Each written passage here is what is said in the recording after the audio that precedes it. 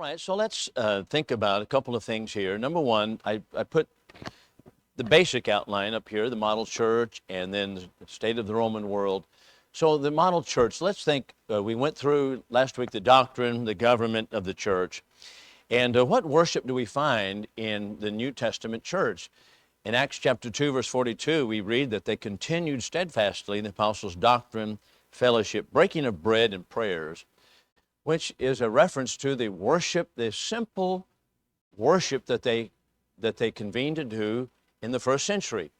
And we read from other passages in the New Testament, it's all occasional literature, that they sang songs, that they gave of their means, 1 Corinthians chapter 16, that they had teaching.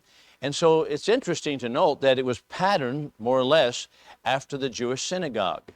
The Jewish synagogue was, of course, the Jewish religion was centered in Jerusalem, but nevertheless, after captivity, they broke into synagogues, which were local congregations where they had a rabbi teaching. They would participate in some songs that were being sung, and they would have prayers, instructions. So that's how they worshiped. And so exactly the same pattern, more or less, that we see as far as congregational worship. So we saw that the government of the church was congregational, Acts chapter 14, verse 23. We see also that the doctrine was set, it was established, that they were to contend for that faith that has once for all been delivered to the saints. But now we see that the worship was very simple and exactly instructed by God. They were inspired men who guided them in that first century. So that shows us immediately that that is the guiding star, that is the North Star for us. When the church was under the direct instruction of inspired men, that's the pattern for us to follow. I might add also this, that many people today, when it comes to worship, in the church now, I'm talking about not people out yonder somewhere. In the church they say, there are no regulations, there is no standard, there is no set method by which we should worship at all. And the reason that they say that, most likely, or generally I should say, at least what my experience has been, is because they want to insert into the worship that which denominations have practiced for the last several centuries, such as instrumental music and different ideas such as that. Denominational structures, denominational things, they want to bring that all in, and they want to make it more of a liturgy type of a worship. But when we go back to the New Testament, we don't find that. But here's something else interesting. If that is our state of mind coming to worship, that there are no regulations, there's no pattern, it doesn't matter how you do it, just so your heart's right, then by what method of reasoning are we going to say, all right, the government of the church should follow the pattern of the New Testament? What method of reasoning are we going to say that? What method of reasoning are we going to say, all right, there's the doctrine that was there in the New Testament, we need to follow that doctrine, we need to go to that doctrine? What method of reasoning or rationale are we going to utilize to say, we have to do that because that's what it is here, and we can't depart from the government of the church, but when it comes to worship, we're just left on our own just to go wherever we want to go. I don't understand how people have not been more consistent in that, but there are a lot of our brethren today, I'm talking about the churches of Christ, who tell us there's no regulation in worship, there's no pattern, and it doesn't make any difference what you do. Well, all of that, of course, is, I believe, absolutely totally wrong. It's not only going in the wrong direction, but it is landing in the wrong place. And it is done because we want to fashion worship after our own will. So, in the New Testament, simplicity of worship. So that being said, we're going to go to the next slide, which is today's primary lesson, and that is regarding the state of the Roman world and what took place there. But before I do that, are there any questions, are there any comments that you have to make regarding what we have said thus far? Yeah.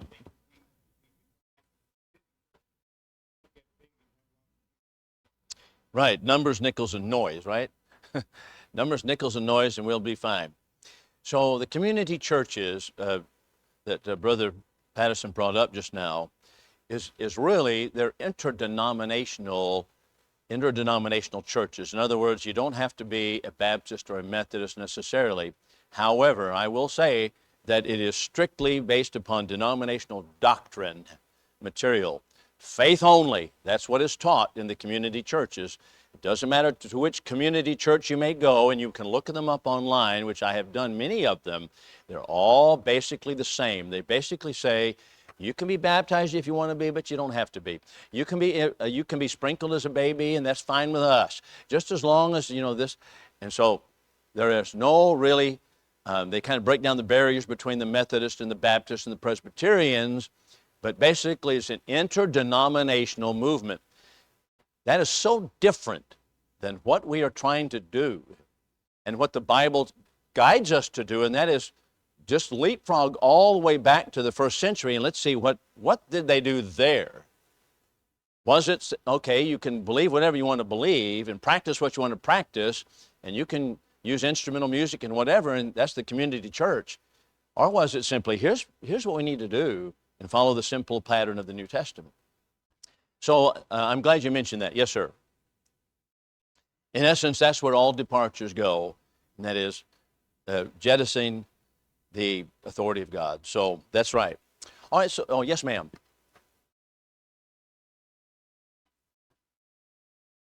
Okay. Okay, they want to put it under the, okay, so she asked the question, if you didn't hear, people who say that you must utilize one container at the communion table. And also those who say the women may not cut, or did you say cutting their hair? May not cut their hair at all. You know what? So let's just take one at a time here. Regarding doctrine, just going back to the lesson I gave several weeks ago, it's possible to fall off the rock of God's authority on one side or the other. That is, not regarding the laws that God gave us, that is, here's what God bound, and people disregarding those particular regulations that He gave us. So that would be liberalism.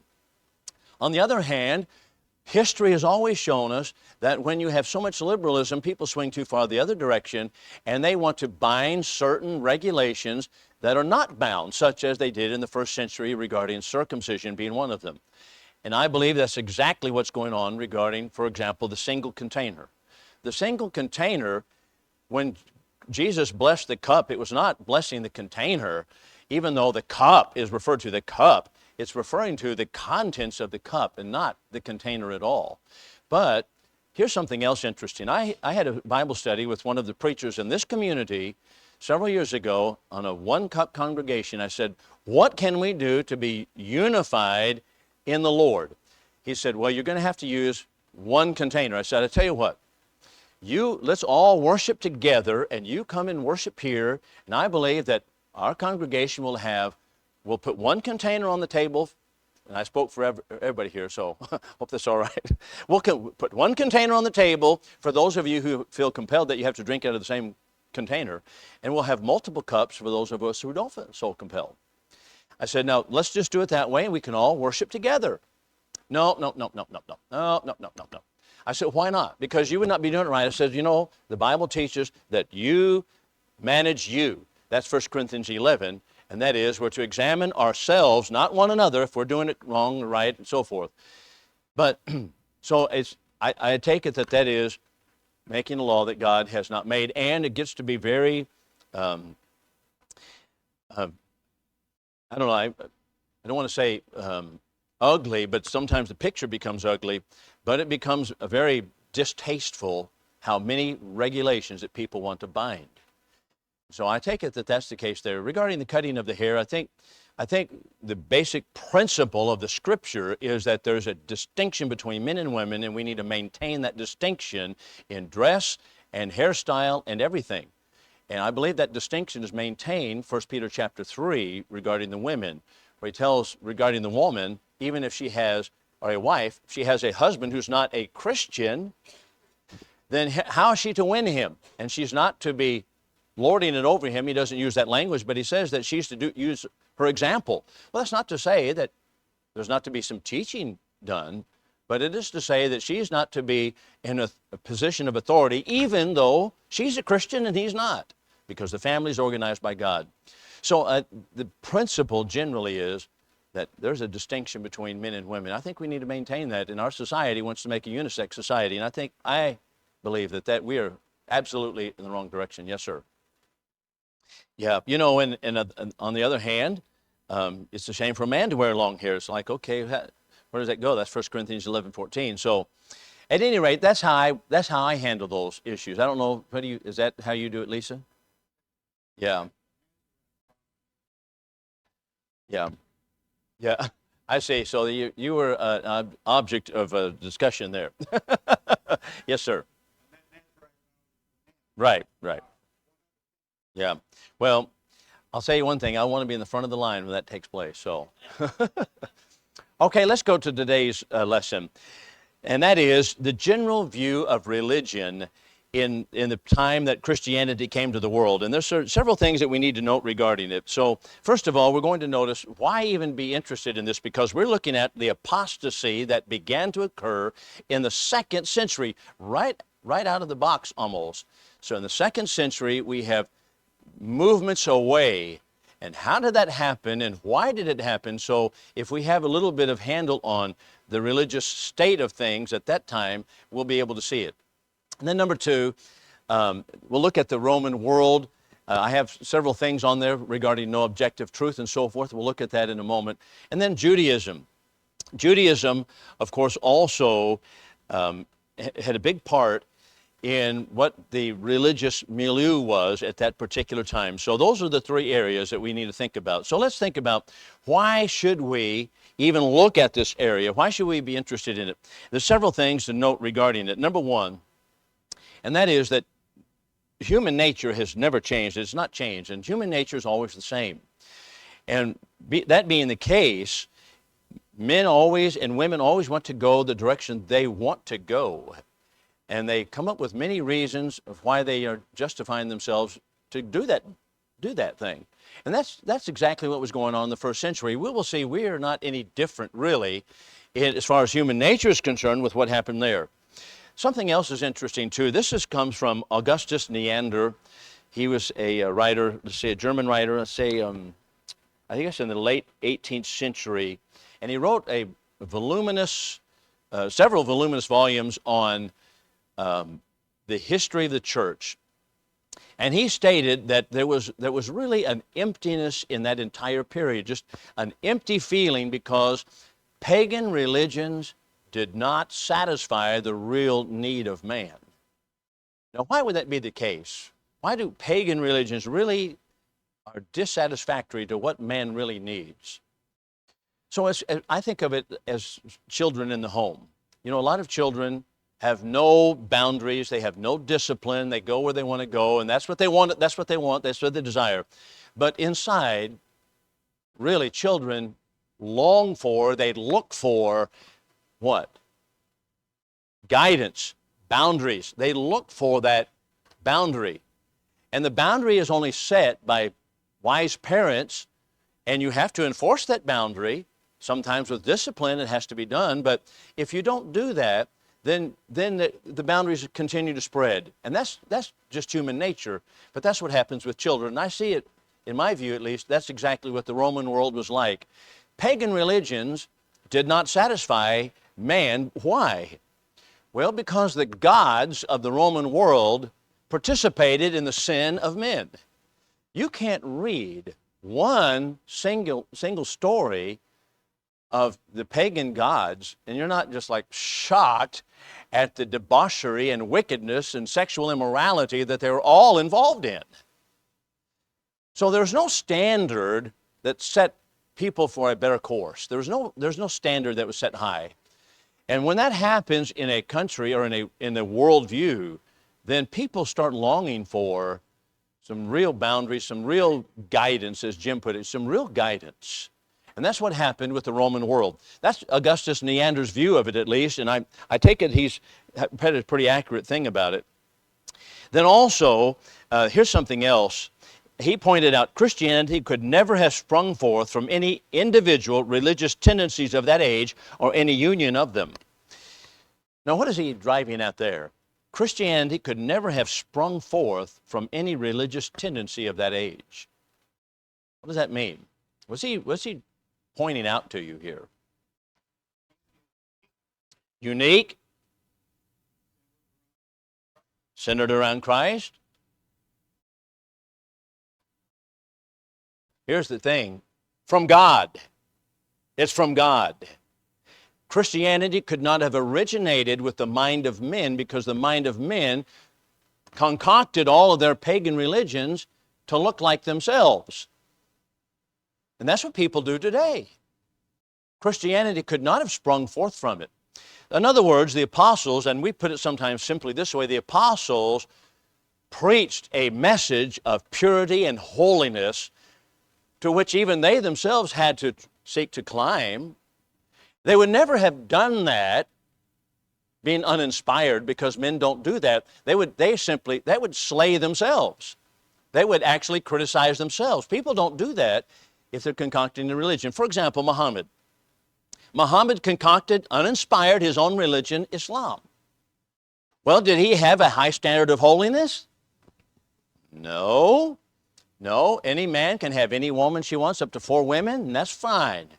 And you can take her as a slave. That's in the Quran. You can have her as a slave, and up to 4 women.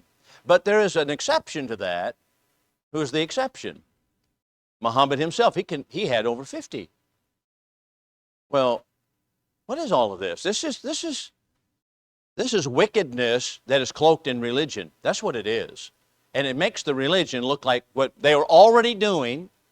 The same thing with the warmongering that they do. Same thing is taught right in the Quran. That's exactly what is stated. And matter of fact, Muhammad says in the Quran, he wants the people that oppose him, you better shut up. And what would he do if they didn't? That's the end of it. So the point simply is, it's illustrative that men, when they are uninspired, concoct religions that look like themselves. But this shows us that this religion is from God. So that's something else interesting to note regarding it. Any thoughts about that before we proceed on? So let's look at a passage in John chapter 18 for just a moment. John chapter 18. Then we'll be back in John chapter 8. So we're looking at the religious state of the Roman world, Roman numeral number 2 here. We'll just notice some of these particular points as we proceed along the way. So in John 18, remember the discussion is our Lord speaking, and what's the occasion here? John 18, I believe it's 18. He is arrested. Let's see, maybe I'm mistaken on the passage here. It's John 18, actually I'm looking at verse 36. He's in conversation with someone. Let's see if that's right. Yeah, who's he in conversation with? Pilate. So Pilate is in conversation with our Lord, and so here's how the conversation goes. Pilate therefore entered again into the praetorium and called Jesus to him. He said, "Are you the king of the Jews?" Remember how we've talked about that before. The emphasis is upon the you. He's not asking for information. Not asking him, "Tell me, are you the king of the Jews?" No. He's saying, "You, look at you. You, the king of the Jews. I cannot believe it. Look at you." What did Jesus look like? What did he look like? He got beat up. He was bloody. He had been beaten up. He had been sleepless night. He had been spit on. He had been whacked in the head with the reeds. He looked pretty bad. Pilate's mocking him. "Are you? Look at you." Now, did Pilate care for the Jews?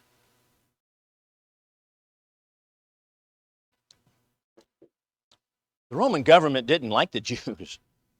No government liked the Jews at that time. No, all the governors, they despised the Jews. He said, "Are you the king of the Jews? Look at you." That's the form of the question.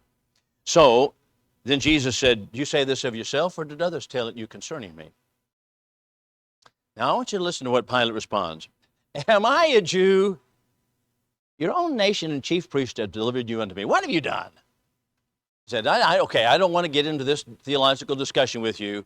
Am I a Jew? I don't even know about these things." So Jesus said, now he's answering the first question, "My kingdom is not of this world. If my kingdom were of this world, then would my servants fight.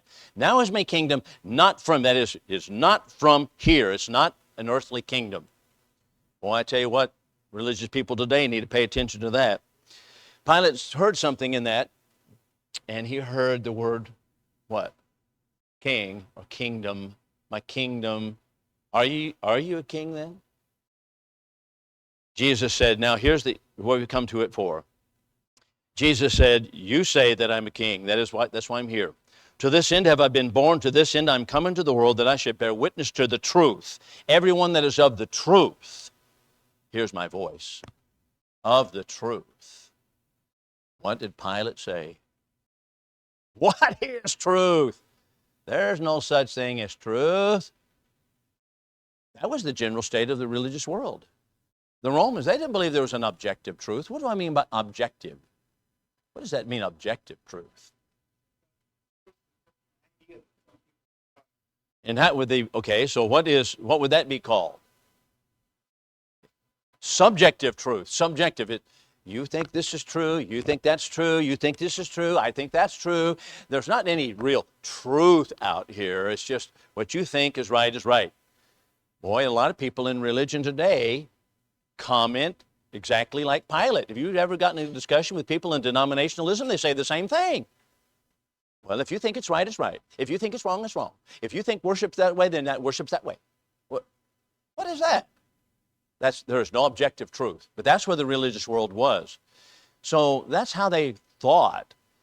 And so Christianity comes into the world and says there is not only truth, but there's objective truth. That means there is a body of material, or whatever you want to call it, that is there, that it has nothing to do with what you think about it. It's there. For example, Galileo was called, remember, on the carpet for what? Saying that the earth circled the sun. So what happened to him? Well, what happened when he in the trial? What happened in trial? Well, before that happened, what happened in the trial? They made him recant. No. You have to recant that. You have to take that back. No, the earth does not circle the sun. That's the Catholic Church. That's Roman Catholicism. It's the church and state wedded together. That's what it always is. And so they made him recant. So did he recant? Yes, he did. He's okay. All right, okay. Earth doesn't circle the sun. Okay, now you can go. And so as he was going out of the courtroom, he said to one of his companions, he said, the earth does move for all that. It does move, yeah. They had to be quiet saying that. So the point is, all the world denied that the earth circled the sun. Did that make it any less true? No. Still the truth. Doesn't make any difference what you think about it. Doesn't make any difference what canons the Catholic Church put out saying that the earth is the center of the solar system. That makes no difference to truth. None whatsoever. That's still the case, by the way, regarding the Roman Church. Well, that's what objective truth is. It's there. Men maybe universally may disagree with it, but that's what it is. So that's how the Roman world thought about things. So what did Jesus say about the truth in John 8?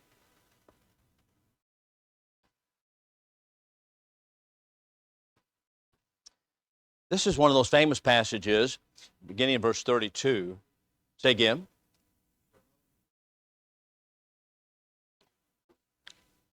You shall know the truth, and the truth shall set you free. That's 8:32. So when Jesus makes those comments, that is a world of difference from what the Roman people thought. It's a world of difference from what people today think. I remember when I graduated from Oklahoma Christian College, 1982. One of my friends had been a philosophy major. Okay, look out. And that's right.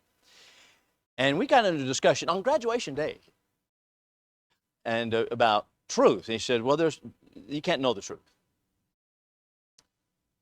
I said, well, how about John 8:32? My legs ran as fast as I could right here to this passage. I said, how about John 8:32? You shall know the truth. The truth shall make you free. He didn't have anything to say about that. I said, not only does he say you have to know the truth, but that's what makes you free from sin. He goes on to talk about sin. What about that? So we kind of went round and around. Then later, I was preaching in Earl, Arkansas, and a man came into the church building who was a famous writer on the liberal side of things. And he started passing out his booklets in the foyer. And his name was Olin Hicks. I'll never forget it. I didn't know who he was. I'd never seen him before. And do you know that name, Olin Hicks? There were a couple of Olin Hickses, but this one, so I got it, and he told me his name. I said, Olin Hicks, what are you passing out? So we got into discussion. He told me, he's been preaching in the churches of Christ. He was in Searcy, Arkansas, and he was going around saying, you can't know the truth. You can't know the truth. That was his basic message. I said, well, how about John 8:32? He said, well, how about this? He says, you can know it, but you can't know that you know it.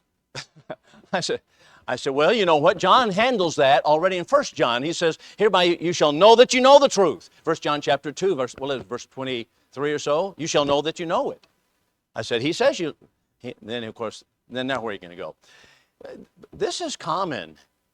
And why do people take that position? Because they don't want to say there's something right and something wrong. So that's something that we have right here in the first century, and the same thing right there today. So let's go on, for not to try to belabor the point. Let's talk about the lack of holiness. I've already talked about the idea that they crafted religions to look like themselves. I want you to think about a couple of passages. First of all, look at Exodus chapter 3 and verse 5. And then we'll be in 1 Peter chapter 4. Exodus 3 and verse 5. And we're talking about lacking holiness, the letter B there, lacking holiness. In Exodus 3 and 5, and it is repeated, the same episode is repeated almost exactly in the book of Joshua. I believe it's chapter I believe it is chapter 5. So Moses approaches the burning bush. God tells him to do what? Remove your sandals. The place you're standing is holy ground. There's something about coming into God's presence to worship, or coming into God's presence, period, that demands that we take some forethought about what we're doing. I think that's a basic lesson. I tell you, I grow tired of people who just want to say, well, God's my bud, Christ is my bud, and we'll just wear my open-toed sandals in worship and preach that way in my shorts, and God doesn't care what you wear. Well, you know what? He's always cared about how you prepared for it. I'm not saying you have to wear a coat and tie, but in my view, the pulpit demands a little bit of dignity. We're actually trying to teach the Word of God. And when we come to worship, we have to prepare our minds, and I think it's right to prepare even our bodies to worship. That's what they did in the Old Testament. So here's the idea. Let's go to 1 Peter chapter 2 and verse 9. In this one, Peter tells us what exactly? This involves not simply what you're wearing, obviously. He's referring to conduct. I think it's 2 and 9. Someone ring that out.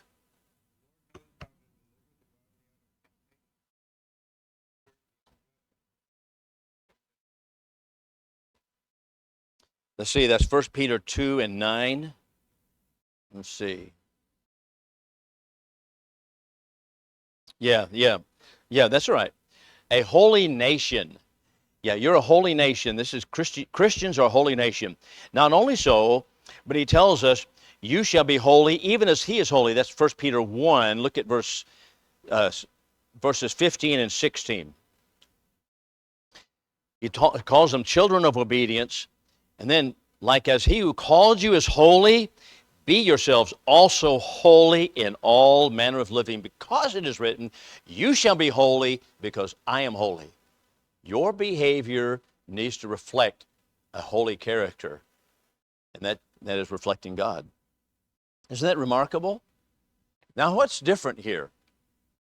That's different than the world we live in. That's different than the world they lived in too. And that's going to bring up some major problems later by the Romans. They're going to say, well, you're trying to judge me. You're trying to judge us. And they didn't like that. You ever hear that today? I've heard people tell me that all my life. And I don't go around saying, you're going to hell if you do that. I don't, that's not my methodology. I don't say things like that, but I don't curse, I don't drink, I don't smoke, and all that kind of stuff. Okay, so Well, you think you're better than we are. I said, I don't know. I don't, but I think, in my view, my personal opinion, I think there's people who just reflect upon, okay, you know what, there's a difference here, and we don't like it. So you're trying to make us feel bad. Yeah, we don't, do we? That's their own choice. Yeah, that's right. The point is, oh, go ahead, Nita.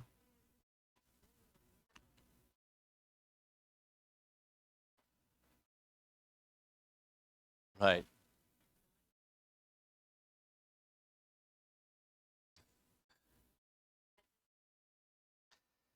Now, if you didn't hear her comment in the back, she talked about, back on objective truth for a moment, this is the same thing going on in our society where this transgender movement, a person is born male or female chromosomes, and we're supposed to address a person who's on the transgender spectrum, say, well, you're a female, and dress them appropriately according to what they want.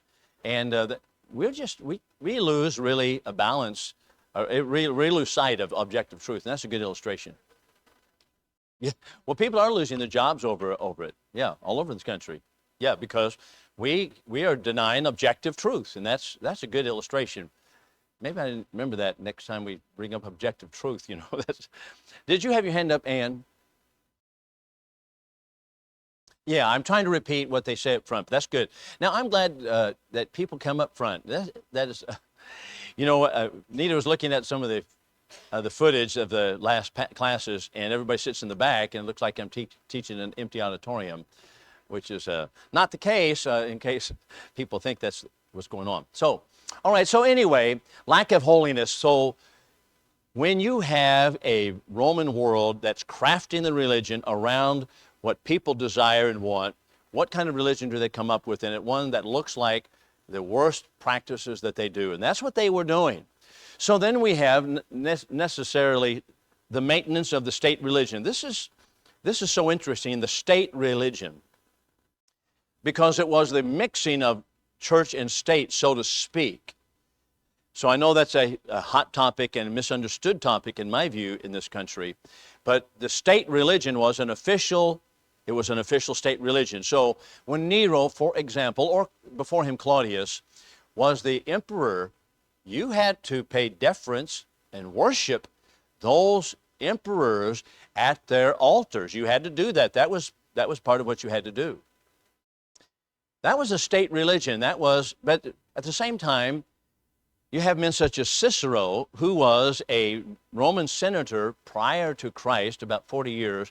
And remember, Cicero himself was murdered later, taken out of the way by Augustus Caesar, or rather in the wars, I should say, after Julius was murdered. So Cicero himself was killed. But Cicero, he wrote at length about all of these pagan religions. He basically said, I don't necessarily believe all of this, but this is what we've got to maintain for the people.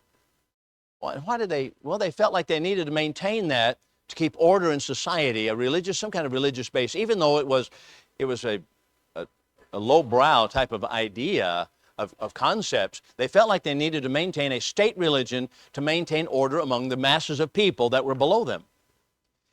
And Cicero didn't even believe all of the stuff that he said that these gods are talking about. These gods, I don't necessarily believe all of that, but we've got to maintain it. So why do they have to maintain it? Because from the top down, they wanted to maintain some kind of order in society. So they had a state religion. So what's going to happen is that Christians are going to run afoul of the state religion, which is going to bring into play the Roman governors. Why will you as a Christian not kiss the altar of Zeus? Why will you not kiss the altar of Nero? He is the emperor over here. Will you do that? Well, what do you think? By the way, how did Christians handle that in the first century? How did they handle that kind of thing? So how would we handle it today? Let's say that they put up a statue, say, okay, Joe Biden, and you've got to go by and you have to kiss the altar.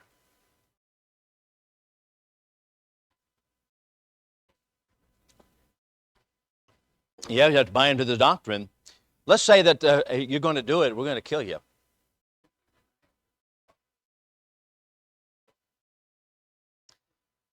Christians denied that they should do so. That's right. Are we going, and that's easy to say sitting here in this auditorium, right? I mean, I'm saying for me. But if they came in here and said, you're going to do it or you're going to die right now,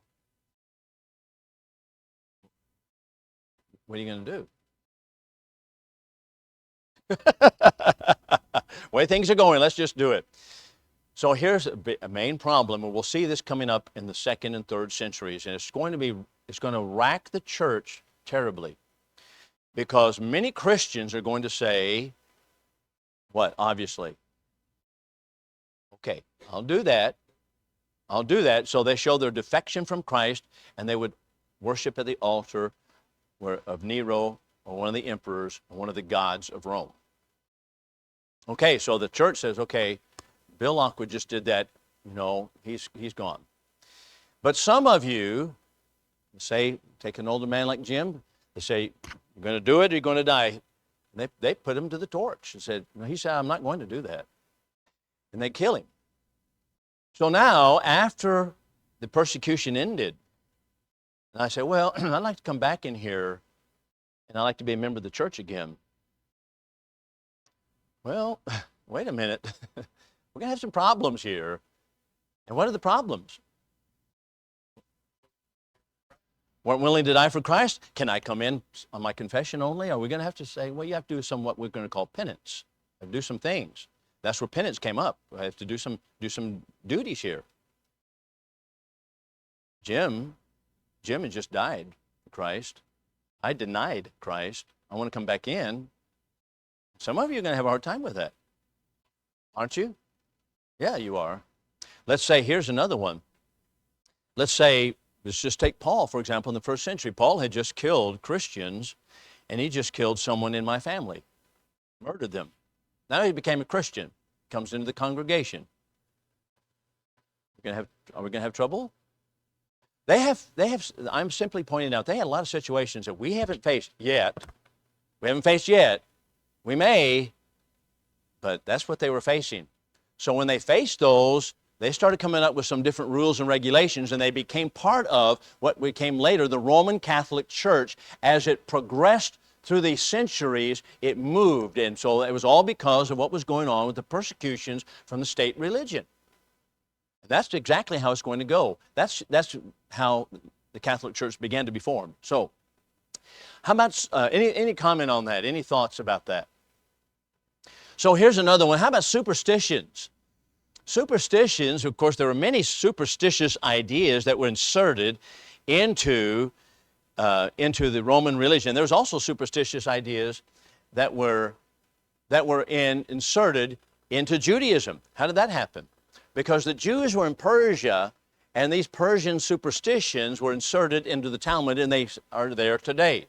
The Talmud. A lot of superstitious nonsense in the Talmud, and I'll say that on tape, on recording. There's a lot of superstitious nonsense in the Talmud because it comes from all of that kind of thing, and so that's what impacted the church. So they're trying to stay away from it, and pretty soon some of them engulfed it. That also played a part in it. And let's talk about this, spiritual knowledge only for a few. The spiritual knowledge only for a few. How did that come about? Well, that's the tendency of man. I know things you don't know. I'm in the clue, you're not in the clue. That's the tendency of man, and we take it out of the realm of simple following Christ. So those are some of the pressures in the Roman religion. So let's real quickly, as we conclude, let's go to number 3, talk about Judaism. So in all of those things that we've talked about, wherein does Judaism differ, that is of the 1st century and the centuries immediately preceding Christ? Wherein does Judaism differ? Well, not the Talmud necessarily, but just Judaism generally speaking. Where does it differ from what we've seen with paganism? Okay, that would be where I would begin. One God. There's one God. That is completely different. Rome tolerated Judaism in Palestine, worshiping one God, but they did not like it. They tolerated it with their, a little bit of, they were frustrated with it, but they allowed it to take place. So one God, and that is different. That doesn't mean there's only one personality to God, but there's one God Deuteronomy 6, verses 4 through 6. Yes, sir.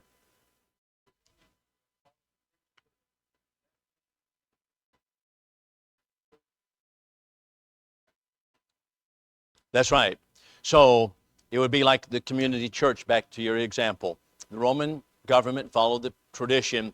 You take in these gods of these other countries, and you can add them to the panoply of gods. Jews, okay, they will take that in, but the Jews are going to say, no, we're not going to do that. And Christians are not either. And that was something that the Romans could not understand. Why is it that you're not a community church with all of us? Why are you not in this community church? Why do you say that we can't have more than one God? I don't understand that. I mean, we're let you have your God. Why can't you let us have? Why are you saying this is wrong? Yes, sir. Right. But when someone stands up in that mix and says, "This I'm right and this is wrong," that's right. Here's something else about Judaism. I heard the bell ring. We'll just do a couple more real quickly. Number two is they had a revelation from that one God. That's different than going to the oracles and hearing some kind of mysterious message from the oracle at Delphi. No, they had a revelation, and it's settled, and here it is. Number three, they demanded holiness. The Old Testament law demanded godly living, and you don't do all of these things that the Roman world was practicing. So you're going to see a big clash in all of this coming to head, and Christians are going to bear the brunt of a lot of it coming up in the 2nd and 3rd centuries. And not only are they going to bear the brunt, many of them are going to capitulate and change Christianity to meet the standards that Rome wants. And that's what's going to happen, and that's really the bottom line. So that gives us the milieu, the context of how things began to change in the 2nd and 3rd centuries. And there's only one answer to avoid those changes, and that is what?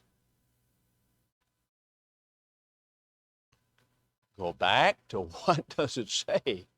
Go back to this. If you want to avoid the changes, go back to this. But that's what happened. All right, any questions, any additions? That's right. I mean, we admit it in some areas, but we get rid of it in other areas, don't we? All right, anything else? Thank you for your participation. So next week, we'll move on, and we'll look at how things began to change just a little bit. Actually, next week, as Roland's going to be here, Lord willing, and he'll have the class, so he'll do that. So we'll do that when we get back from Footsteps of Paul.